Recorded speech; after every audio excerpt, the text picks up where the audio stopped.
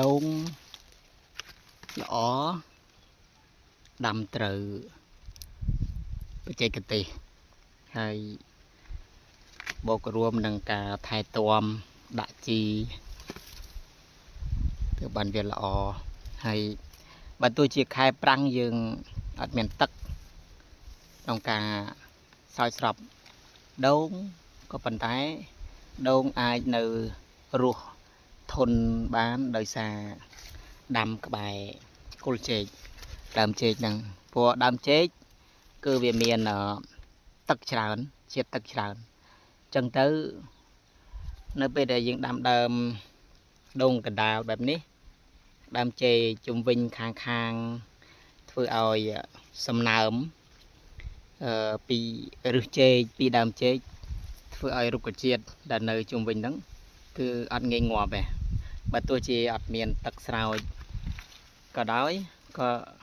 ឱកាសងាប់វាមានតិចតួចព្រោះយើងដឹងហើយថាដើមចេកគឺវាមានទឹកច្រើនទឹករហូតដល់ 80% ដើមចេកក្នុងដើមចេកមួយដើមហ្នឹងបើយើងគិតទៅទឹកច្រើនណាប៉ុន្នេះចូល1លីត្រ2លីត្រទេណាគ្រាន់តែទឹកចេកហើយដល់ពេលអញ្ចឹងទៅ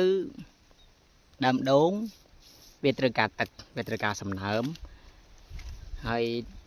វាស្រូបទឹកពីដើមចេក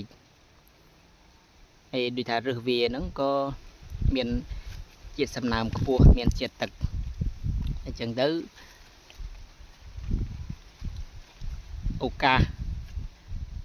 រស់ច្រើនដូងនេះគឺជាបច្ចេកទេសក្នុងការដាំដូងដល់ពេលចេកនឹងធំបានផលផ្លែ